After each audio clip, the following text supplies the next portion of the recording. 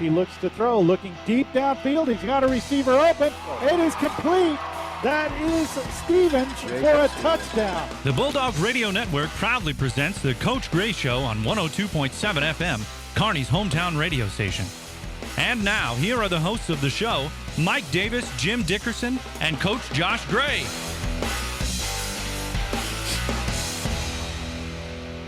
And welcome to the Coach Gray Show. I'm your host, Mike Davis, along with producer-engineer Brian Watts and my friend Jim Dickerson, sitting right next to me, and, of course, the namesake of the show, Coach Gray, right in studio with us. Welcome to the show, Coach. Thank you. Good to be here. It is good to have you here. You know, Thursday's my favorite day because we get to talk to the coach. That's right.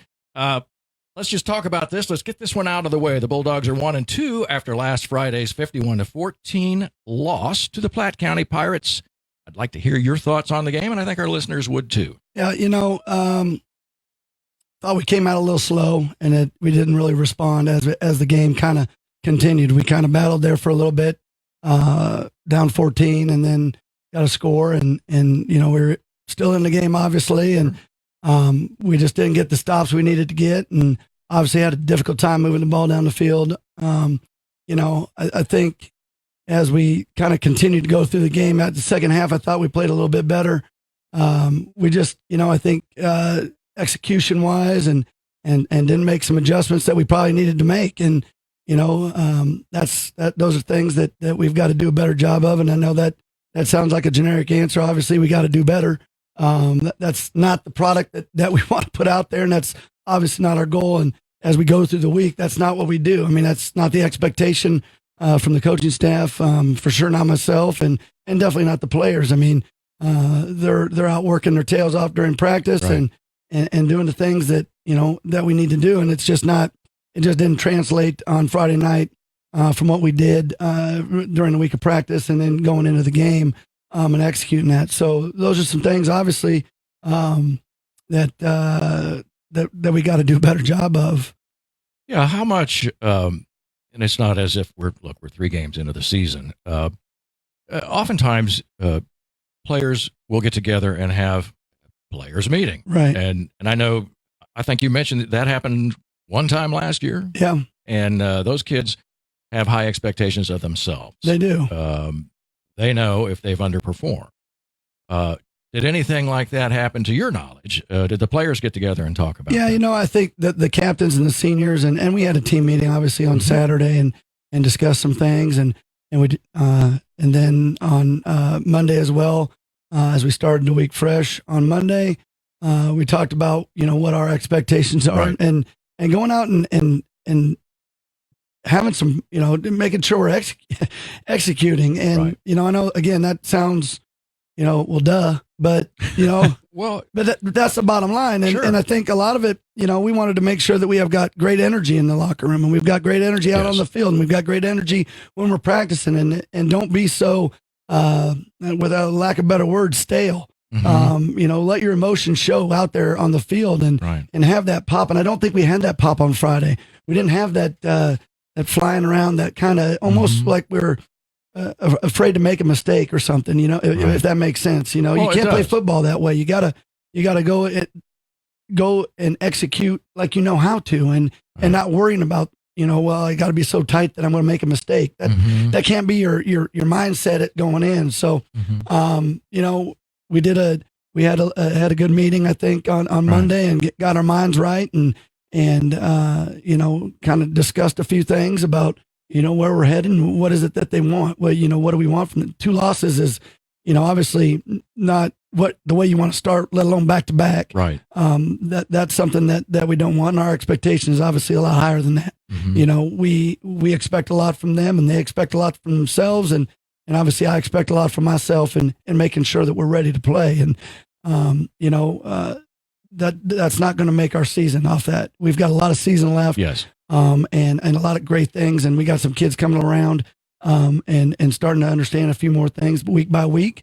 So, and we see that on film, and you may not see that, specifically during a certain player during the game. Right. But we are making some strides in that aspect, and we're going to be just fine. And the confidence level of the kids and believing in themselves is such a huge impact on that. 'Cause Obviously they got to believe in themselves before, they're going to be able to go out and execute, and their players and their buddies believe in everybody, and really just focused on worrying what you got to do and, doing what your job is and executing and worrying about that, not worrying about anybody else's, or for that matter, any other outside distractions. And this week we talked a lot about focus, and what we need to focus on, not focusing on exterior people, whether that's social media, whether that's anywhere else, because you can get caught up in that pretty dang easy. And even the professionals do that. Yeah, they get all wrapped up in that. And you can't do that. You got to be focused on our group, on the guys in the locker room, that nucleus,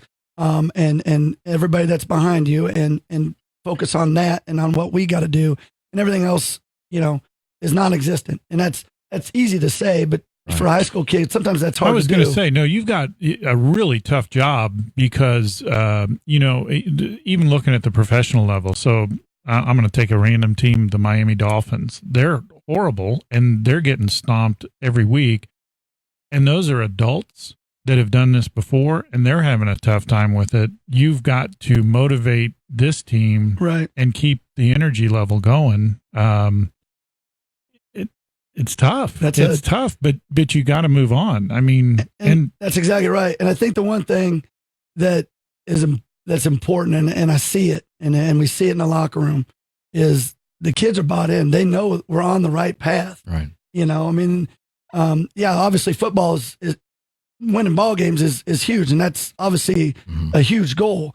But they also learn so much more through football. I think that propels them with the message that you're sending week in and week out, regardless if you're winning or losing, is that, we're trying to build young men with great character and building them, life lessons as they go through that, along with winning ball games and learning to compete and going out there and showing some emotion and having fun and, obviously doing what we want them to do. So, that's a piece of it. And with that and them understanding that is huge, because we feel that, them understanding those little things that we kind of preach per se daily and weekly, with that, it goes on to you doing the right things. The wins are going to be there. I don't think 2 losses right now is a huge, not at all. No.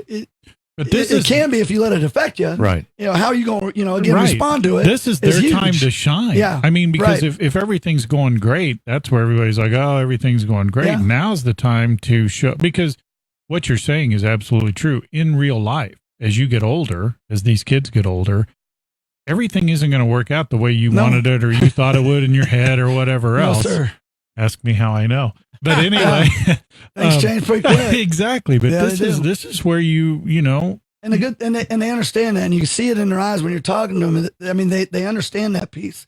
So we've worked hard this week, like no other week. That doesn't change what we do or anything like that. So we're looking forward to get on the field, take a deep breath, and go play like we're able to play, because we've seen it.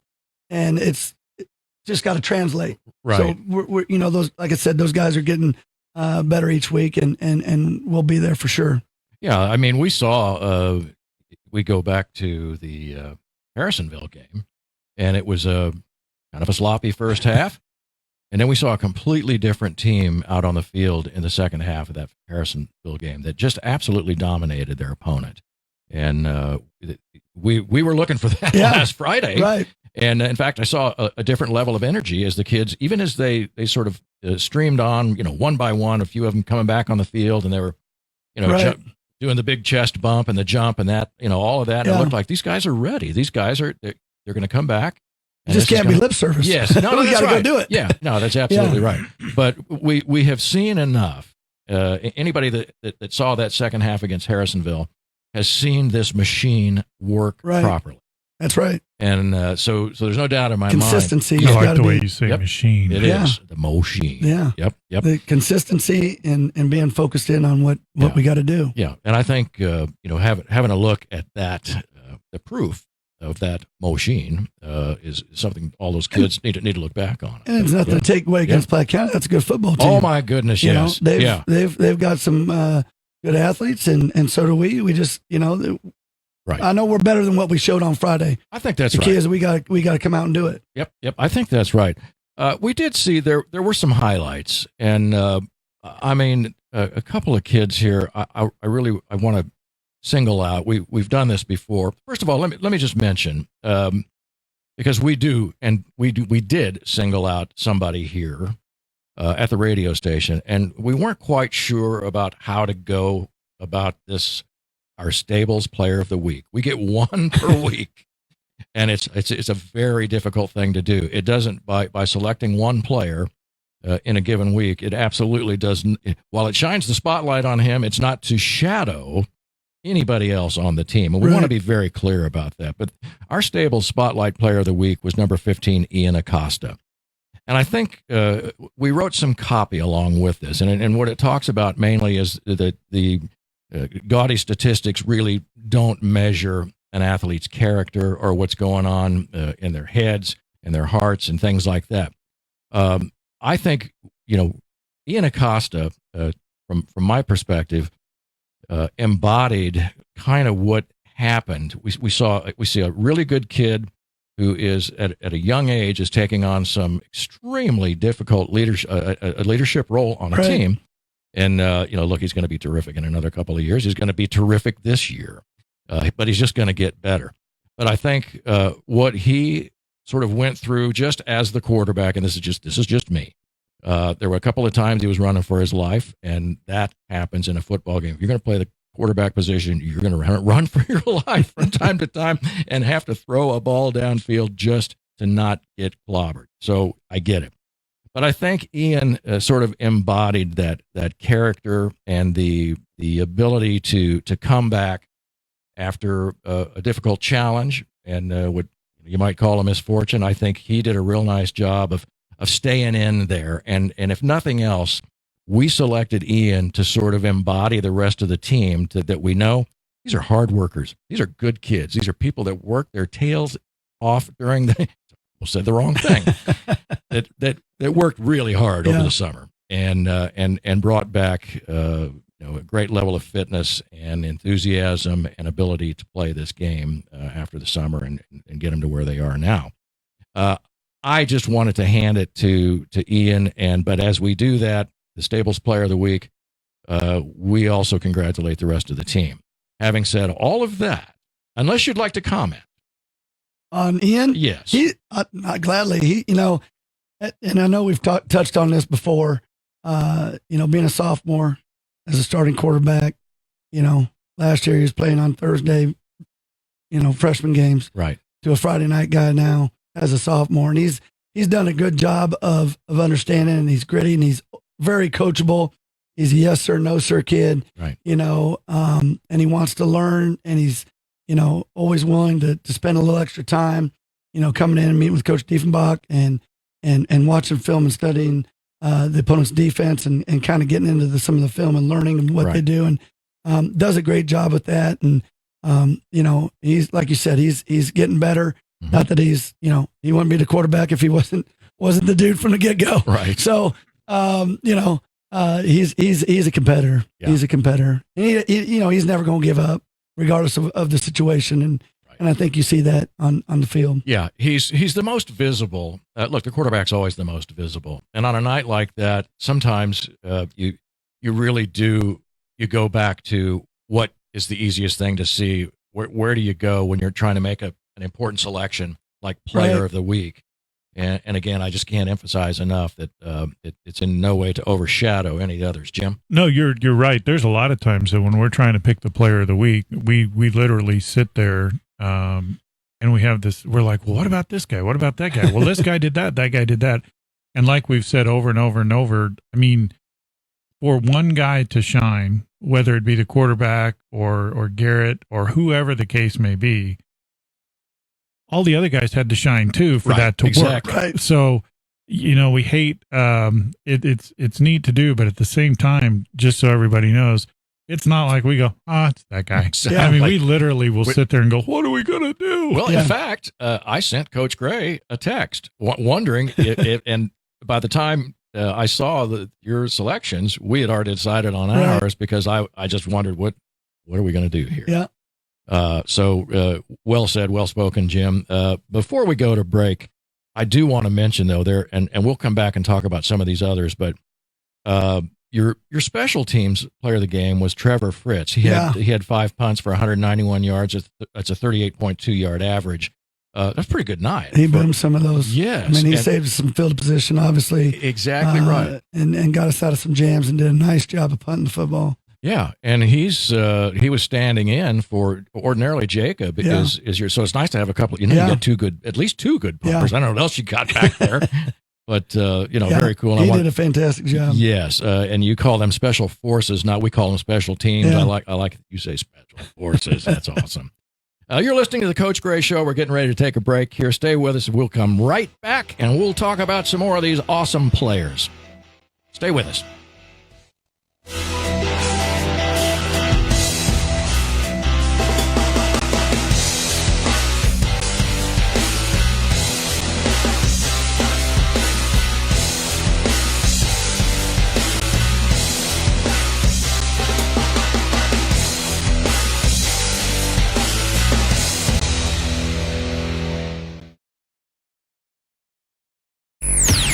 You love the programming? Say a special thank you to the underwriters like these who support KPGZ. The Kearney Chamber of Commerce wants to thank you for supporting our local businesses. Kearney's friendly and authentic small-town atmosphere is created by our people and our distinctive shops, restaurants, and services. Local businesses contribute to our quality of life and to the character of Kearney. Shop local, eat local, enjoy local. It takes you to start the trend. Support the local businesses who support the area where you live, work, and play. This message sponsored by the Kearney Chamber of Commerce. Mail-in rebates are a pain. Fill out the paperwork, and hopefully you'll get your money in 6 weeks. Kent Porter here for Porter's Building Centers with a solution to mail-in rebates. Ace Rewards from Ace Hardware. When you become a member of Ace Rewards, you'll get all the rebates instantly at the register. Plus, you'll earn points with every purchase, good for even more money-saving coupons. If you sign up today, we'll give you 1,000 free points just for joining. One more way Porter's and Ace save you money. Porter's Building Centers in Kearney. Porter's, we're here to help. Singleton & Son is a company that's ready to help you maintain and improve your residential or commercial property. We're family owned and operated, which means we do all of our own work and we build our reputation with every job we do. Your satisfaction matters to us. Dirt and gravel, snow and ice, lawn care and landscaping. Singleton & Son is dedicated to providing Kearney and the surrounding area with quality services. For more information or an estimate, you can visit our website at singletonandson.com or call Jerry Singleton at 816-365-8220. I'm Sean Barber, owner of Stables Local Kitchen and Patio in Kearney. Stables is a Kearney thing. We are all about our Kearney community. We love to be the place where people get together.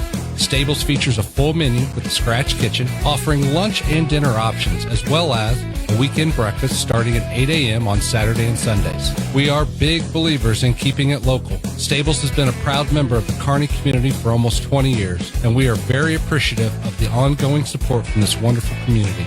You can check us out online at stables816.com, and Stables is part of the True 816 family. Eat, drink, local.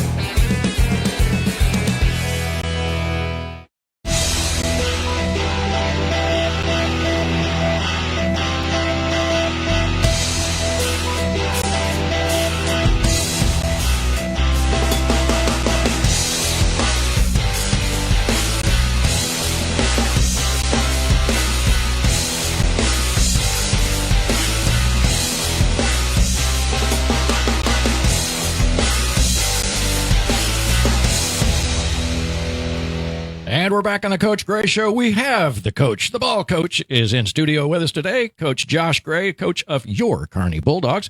And I have your voice of the Kearney Bulldogs sitting right next to me, Mr. Jim Dickerson. Jim, glad you're here today. Glad to be here. Coach, before we went to break, there were... That's all I have to say about that. Glad to hear it, Jim. Can I go now? Yes, Okay. you're excused. Good night. We have a couple of other players here. Your defensive player of the week was Corbin Bevan. You can't say enough about this guy. He And a lot of that, to give credit to him, obviously, because he does a great job and flies around and is where the ball is, and obviously does a heck of a job. Yeah. A lot of that is contributed to the 3D linemen that we have that are pretty stinking good. Right. With Colt Post and Wadsworth on one end and Swain at the other end. And those guys do a great job of being in there and battling and not to free up because, our defense really isn't ran that way. Mm-hmm. Shattuck is another one that got a lot of playing time in there and knows he did a nice job.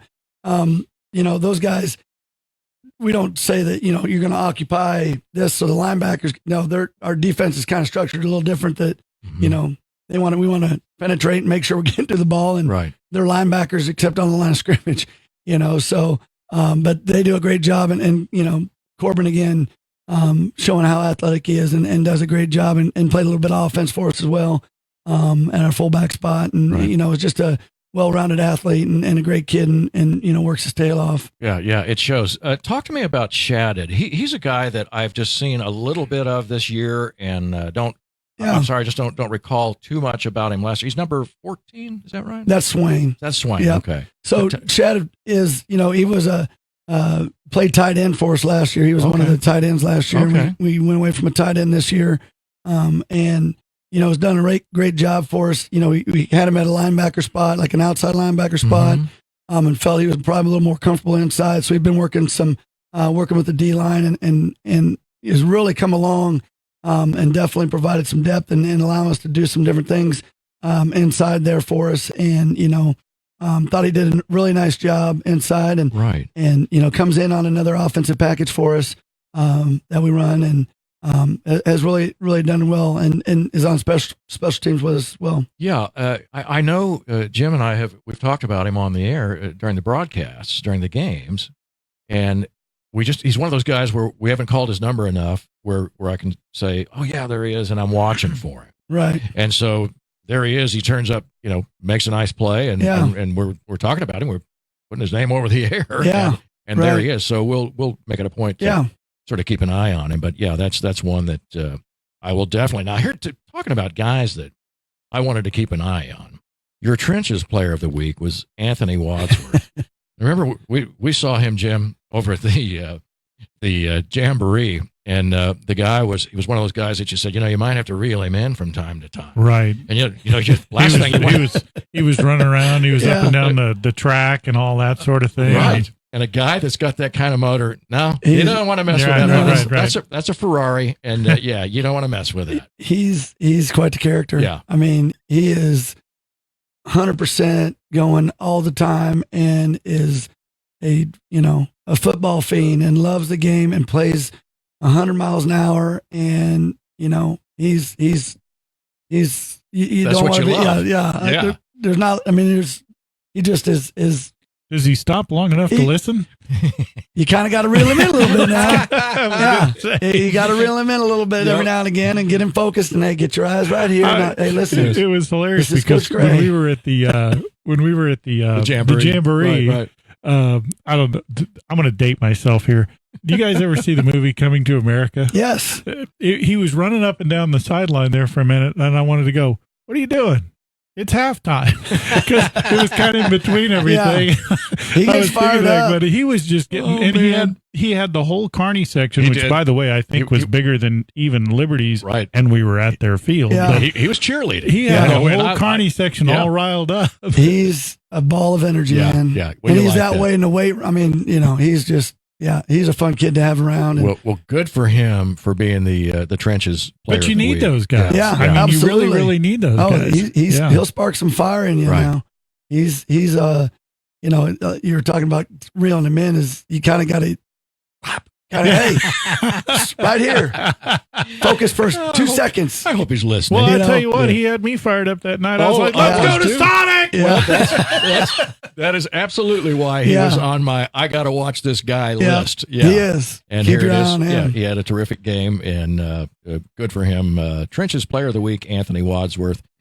Ian Acosta, we talked about him, 6 for 19 for 43, had a touchdown and 2 interceptions. Tough night for the guy, but we've talked about him. We think the world of him. And certainly the big running back, Garrett Laughlin, scored Kearney's 2 touchdowns. He had a 4-yard pass in the second quarter and ran 35 yards for a score with, about a minute or so remaining, I think. Right. And, but, our running back coach, Coach Broughton, always gives him a hard time because he doesn't have any hands.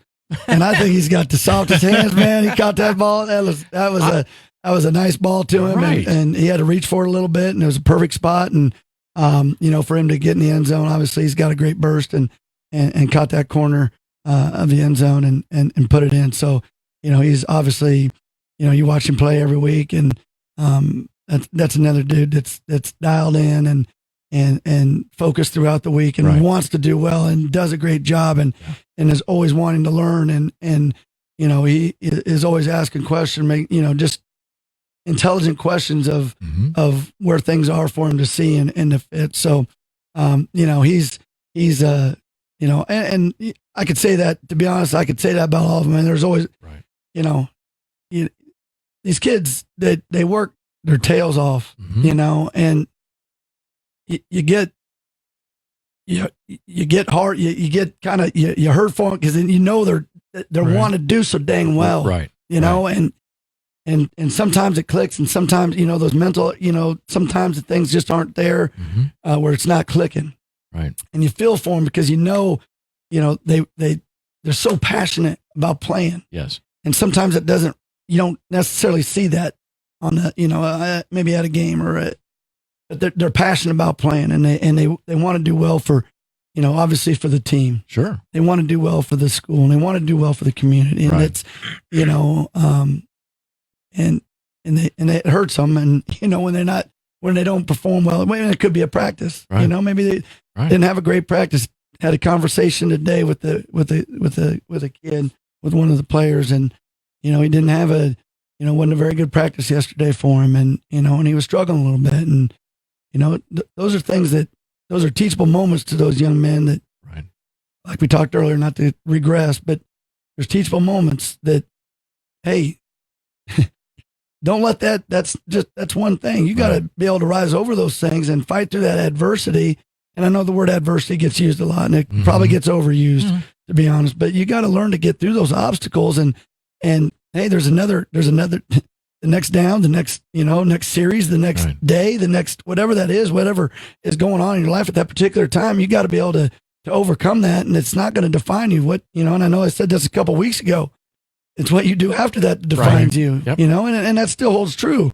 You got to be able to respond, and can't let those little things like that, beat you down to where that's all you're focused on, because that's not what you prepare for. Right. That's not your expectation. Those aren't the things that we're striving to achieve. And, I think that, and he's, the typical response is, yeah, I know. And yeah, but I tell you, one of the things that I really, really enjoy about this team year over year is that they never seem to give up, and they never seem to lose the focus. And we've talked about this before with other teams that you guys play, and things start to go a little bit south, and then everybody just goes on their own thing. They start doing you got guys running everywhere. They lose complete focus, and your guys never do that. They stay till the game is over. They stay focused, and they continue to, work the plan and everything else, which I think is huge. And I think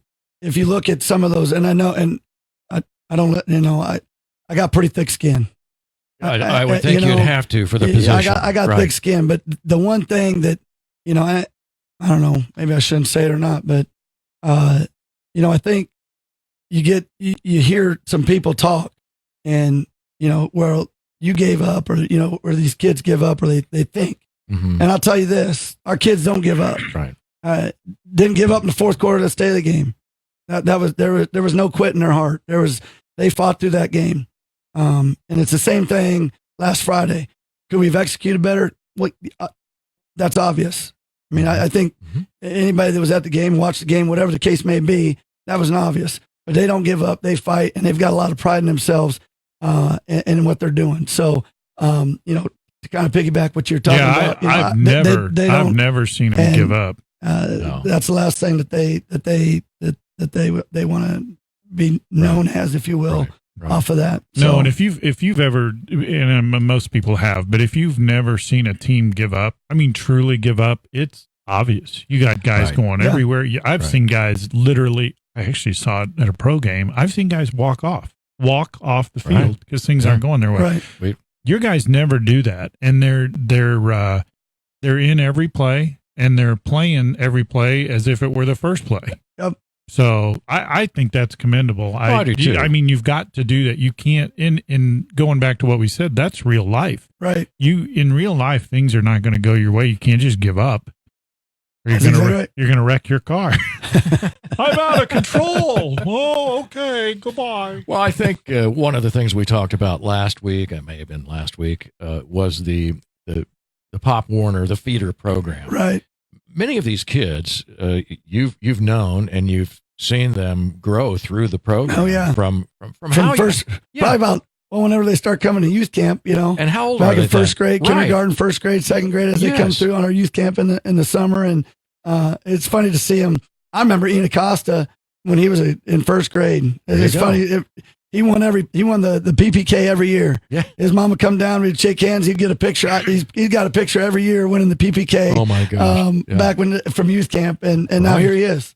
Now he's leading Bulldogs. Yeah. Starting quarterback. Yeah. So it's funny. It's fun to that's see him how grow. Andy Reid got his start. Remember that? Yeah, that's Andy right. Reid was in that big yeah. He looks like I he's mean, you 9 never feet tall. know. You got to stay with it. Well, and I think you get to know a kid, well beyond their athletic capabilities, right? When you're coaching them from that early of an age, and then here they are, right? And then I have the pleasure of having them all day during the school day and weeks. That's right, exactly right. So it's not as if you don't know the character of these kids, and so that I think we wrote about that when as we selected our Ian as the Stables Player of the Week. Same thing. I mean, it was just it's a reflection on the entire team at a point of adversity. There, I said, right.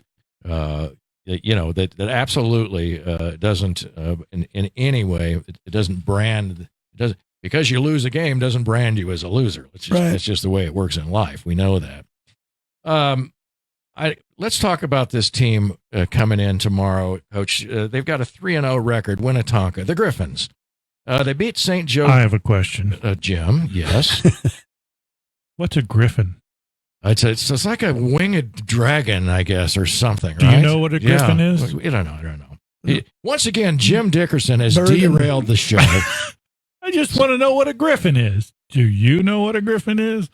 Is it a griffin or a griffon? I think I'm going to look it up. Well, you carry on. Let's talk about football. I'm going to do some research in the way I know how. All right. So the Winnetonka, whatever they are, Griffins, a 3-0 record. That's impressive. They beat St. Joe Benton 47-20 in their opener. Ray South 34-12, and they squeezed by. Looks to me like Grandview 24-21 last week. You've got a team that's. They're on a little bit of a roll. They've got a lot of momentum. I don't care who you're playing. Football's a tough sport. That's exactly right. Yep, 3 wins in a row. What do you see on that team? Just like you said, 3 wins in a row. They got a lot of momentum coming in. Yeah. They're coached very well. Coach Palmer over there does a great job and has got them rolling and buying in. And they've obviously got some capabilities of scoring the football, which that's you got to play. Right. You got to play the game, and they've done a great job of doing that. And I think they won by a field goal last week. Looks like that would have been right. They're improving each week. So 3-0's 3-0, and we've got to be ready to go. And it's a very solid football team that's going to be coming in, and our kids understand that and respect that. And we've got to make sure that we're ready to roll. Right. Jim, do you have something on the late breaking news here on the Griffin We do. definition?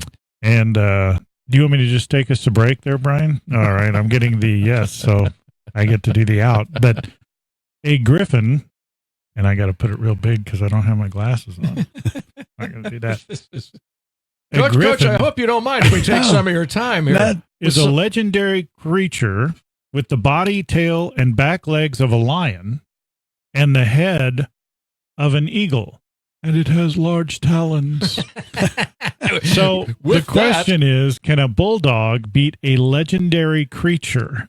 The answer, I believe, is yes. We'll be back with more on the Coach Gray Show right after this.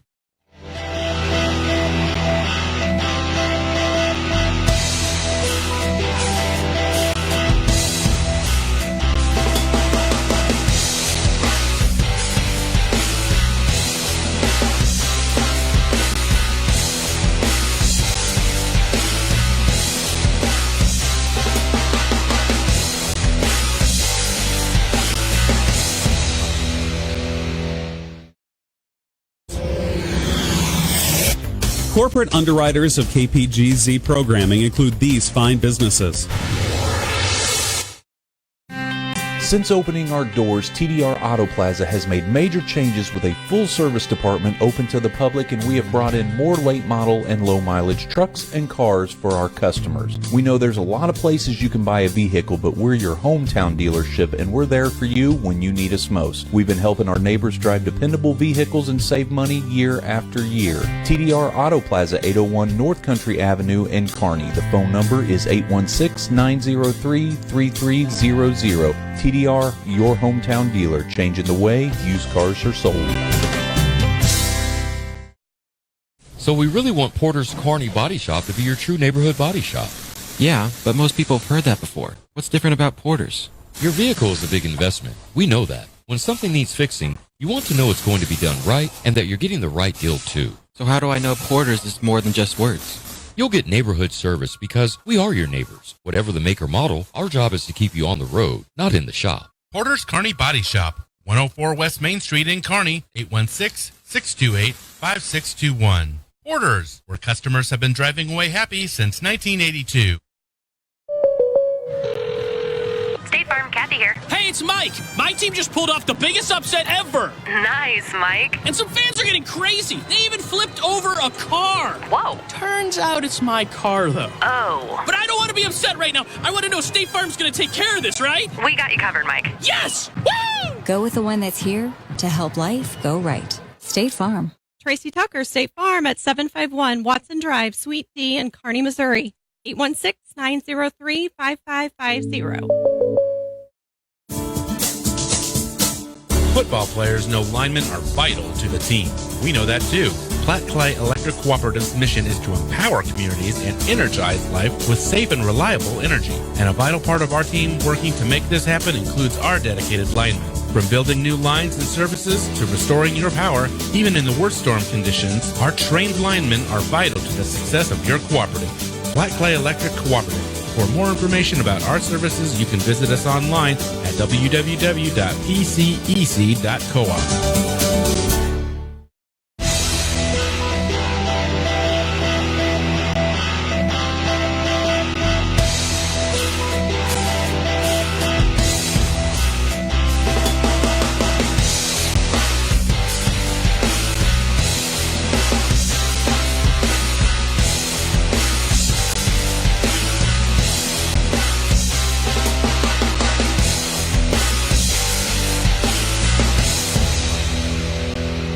And we're back on the Coach Gray Show, and Jim Dickerson wins the Air Drummer Award. As I'm we glad came my camera was back not from break. on. He was absolutely I'm glad good. the camera was not on. That was a good thing. That would have been the end of my career.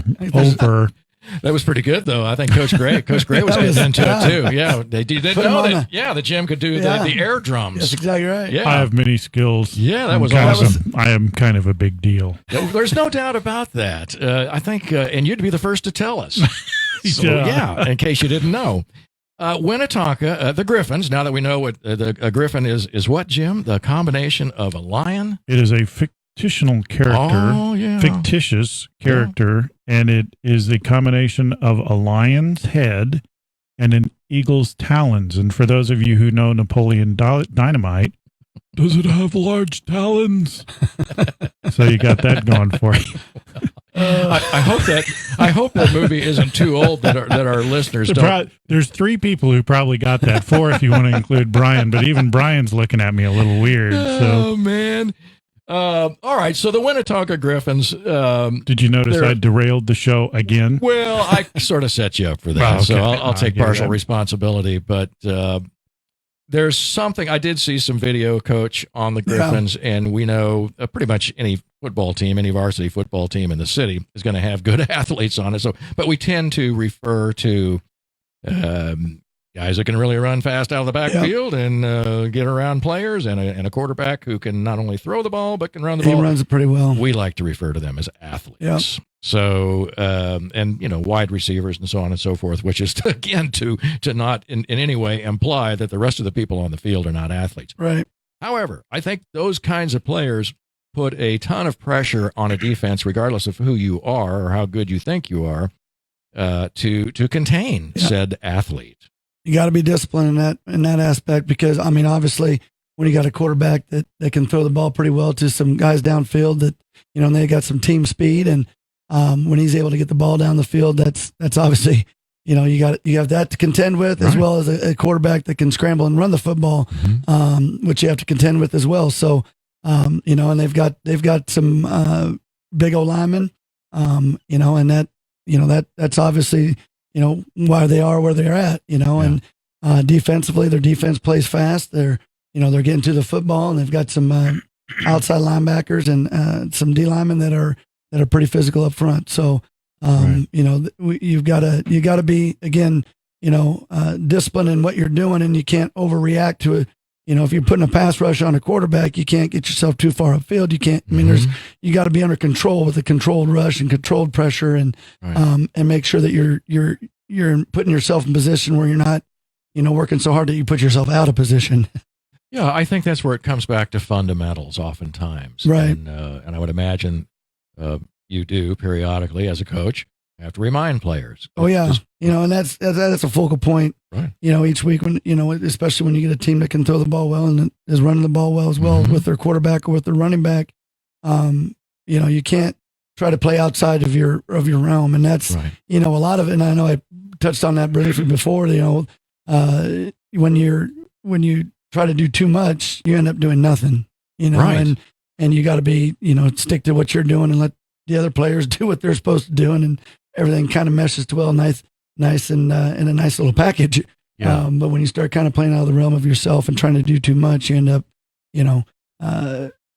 not doing your job, and you're not doing your buddy's job, and you're kind of, and then the whole thing falls apart. That's exactly right. That's exactly right. You remember years ago, the Raiders year after year would draft these speedy guys they were track guys, right? And then they'd get them in there, and these guys could run, but they couldn't make the football plays. And I think there's a lot of that. Yeah. You can't just plug in, a track guy and say, "There's your new wide receiver." This is going to be able to run the routes.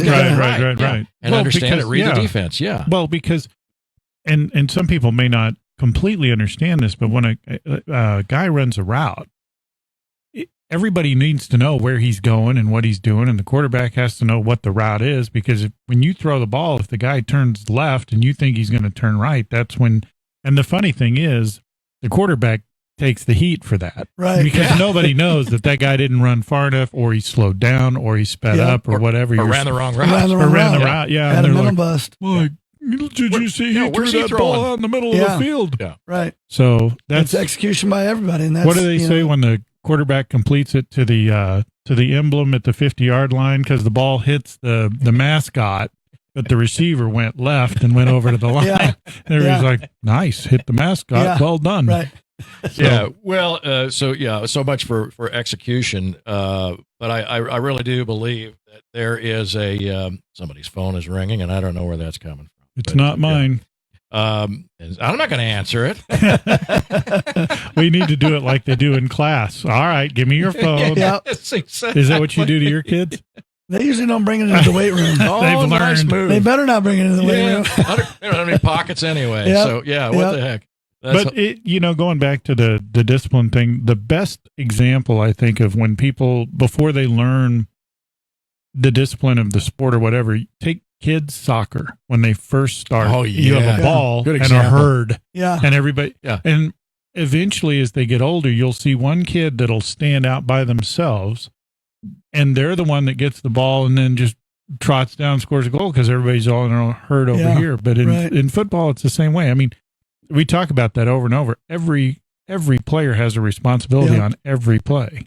And if they don't do it, and if there's only 8 that do it, right? It falls apart. It doesn't work. That's not, it doesn't bode very well. It doesn't bode well for the Bulldogs. Even when the biggest thing, and I even see pro guys do this, which frustrates me. So you're a wide receiver, and you're not going to get the ball, and the ball snapped, and you just stand there. Yeah, which tells the whole United States you and didn't know any the other snap places. count. Yeah. No, it tells you, okay, well, clearly it's not going there. Right. So now everybody else can focus over here because this guy just stands up and goes. Yep. Starts doing that. So you've got to, even though you're not part of the play, you have to tear out like the ball's of the play coming to you. is making sure you're doing you got to drag it. that guy with you and maybe a couple others if you're really good.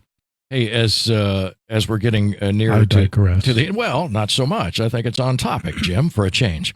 I wanted to give you, Coach, an opportunity. Brian, now Brian's laughing, and now he's off track.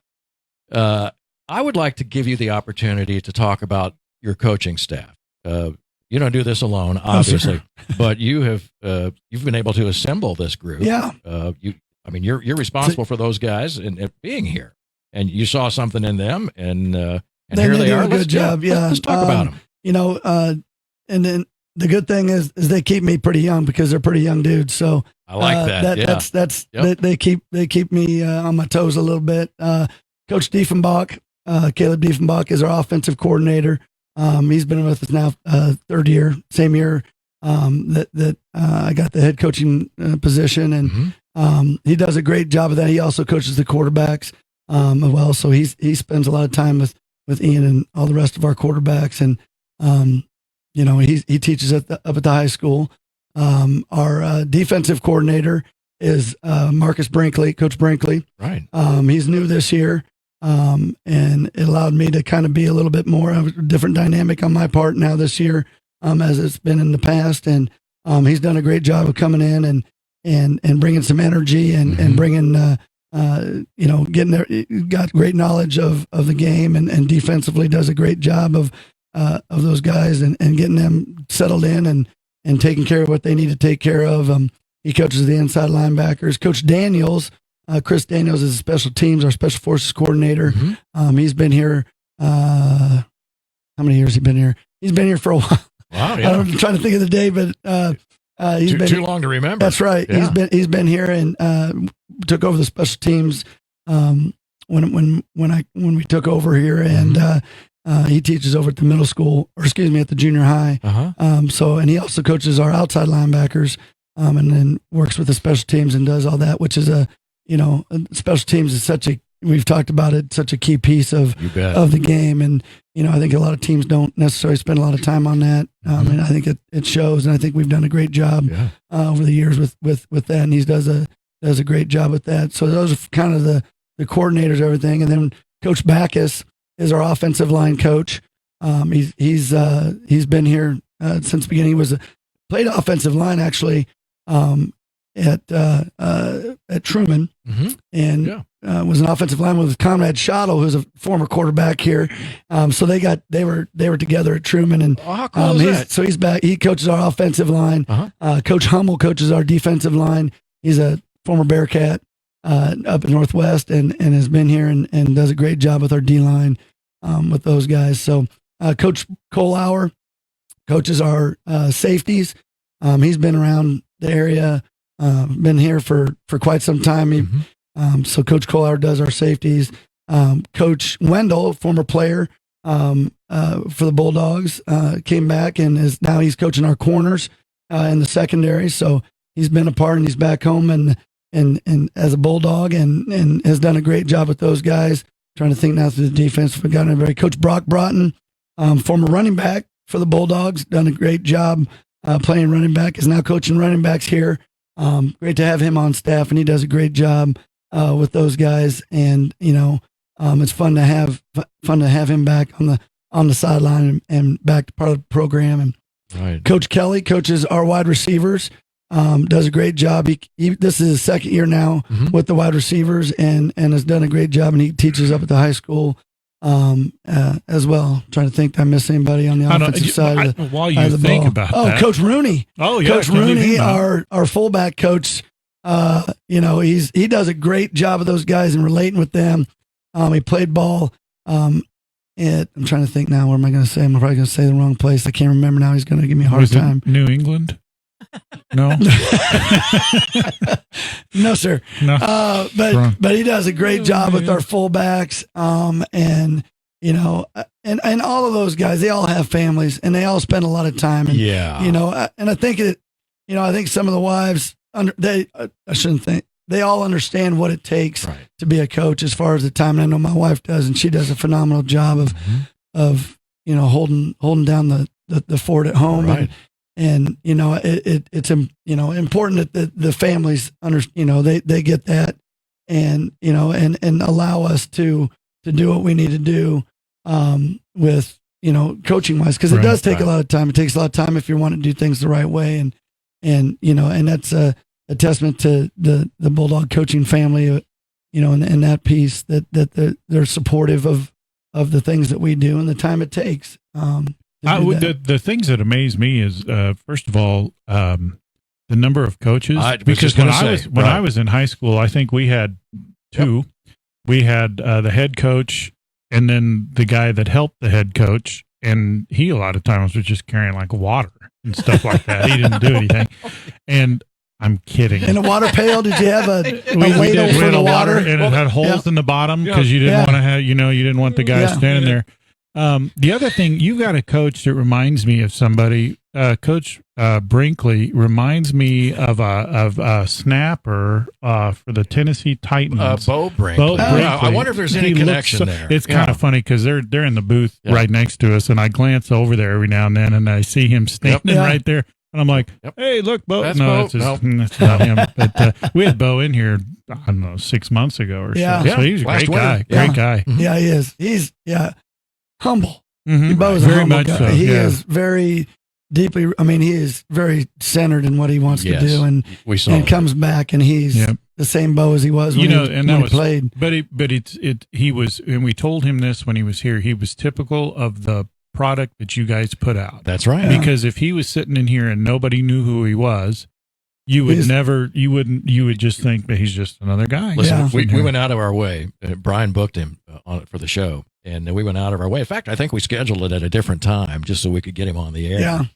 And man, when we got him in here, you start out when you get somebody before you go on the air, you want to just establish a little bit of a rapport with them and get him to talk. And I knew this guy was going to be a tough interview because he wouldn't talk about himself. No, he would not talk about himself, and that's the reason we had him on the air. No, he did. He talked about everybody but himself. Yeah. He talked about all the coaches he had and all the guys that helped him out along the way and all that sort of thing. But again, great guy. He's a great guy, but I also attribute all your players have been like that. Right. Every single one that we've talked to before, after, during. Well, we don't talk to him during the game. Excuse me. Thank you for not doing that. That would be bad. We lose our focus.